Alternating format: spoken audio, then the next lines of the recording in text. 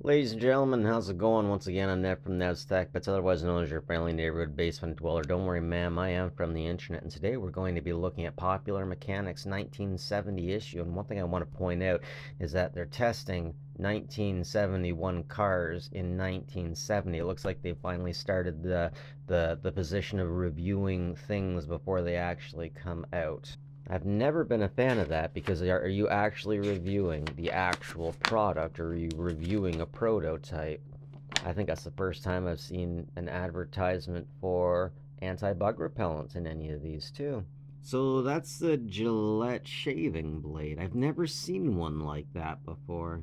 So apparently there was a time when they put fiberglass in car tires. Okay.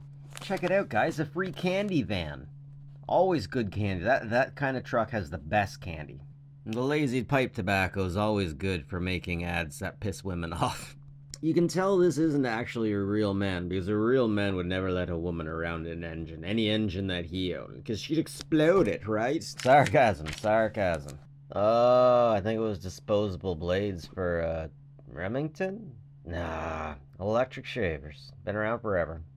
A secondary air conditioning that saves you money, apparently.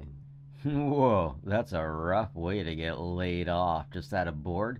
I heard a long time ago that there was a fashion outlet uptown in our village, and apparently there was a time when all scores just got written on one piece of paper and put at that outlet, and then the women would go to the store doing their thing, and they talk about how their kid or Bobby's kid or oh man would be better than the other. That's giving me nightmares of that kind of stuff, man. What the hell? He's too good a trooper not to talk about your tire and too professional to let us use his name? Okay. Alright. Cool guy. I mean, he seems pretty serious and stoic. Maybe we should listen to him about what he says about tires. I get my advice from people in masks all the time. Can't talk about American technology without bringing guns into it. Is Remington still a thing, or did they get sued into oblivion because of the one of the school shootings? I forget. You'll notice in the 70s there was a lot of wood influence in fashion, in culture, and we don't have that anymore. Well, some people have the retro look. They want the retro look. Apparently, it started in wood, then it went to plastic, and then it went to metal, and it's kind of all over the place now. Having a hatchback on a car in the 70s seems to have been a really big deal, at least in 71. Oh, yeah, the plane that makes airplanes obsolete. The sucker can land on the spot. I mean, it's pretty cool, but we only kind of use these in specialty events. We don't use them all the time.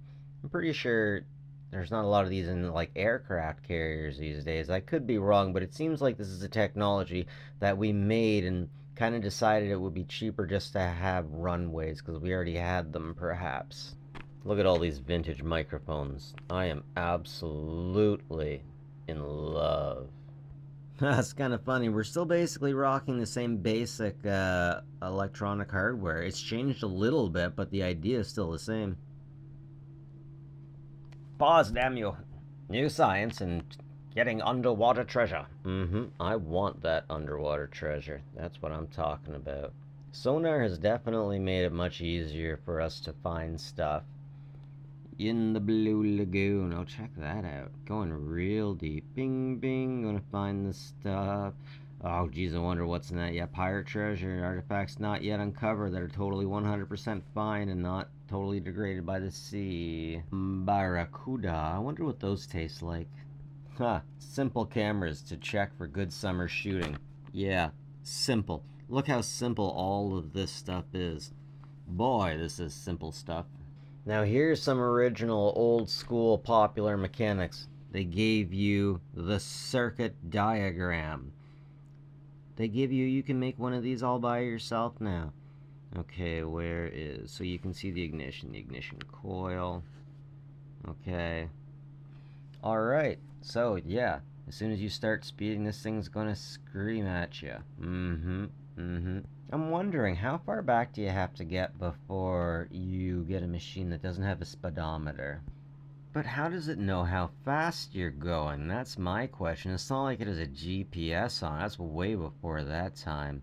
Does the ignition coil tell its speed?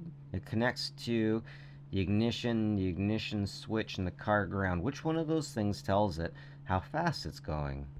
Is this the world's best workshop? Probably not, but I'd like to have it. Oh man, all the pictures are really blurry. Whoever took this picture really screwed up. Anyways, interesting, you got the baby food jars on a round thing over here. Remember I was saying it was hard to take pictures back in the day? I bet that was the best quality that he could get. The guy that took the picture screwed something up, and they're like, whatever, let's go with it anyways. How to keep a spray gun spraying. The things they had to do before they had zip ties. Avoid parking tickets with a timer with an alarm on it for your keychain. That's pretty smart. I have never seen a workbench like that before. Okay, alright. Nice, a firewood shed. I would legitimately love to build something like that. Actually, I'm going to cut this out. Finishing off with a micro electric shaver. That looks like a dangerous electrical shaver. And a beautiful looking truck. Or, as us millennials would say, a giant home. A nice, lovely home where you can live. But seriously, that is the most badass shaver I've ever seen. Micro electric shaver for his pleasure. Oh man, backs always cigarettes. Anyways, ladies and gentlemen, that's it from me. Have a good one. Take care of each other, will you?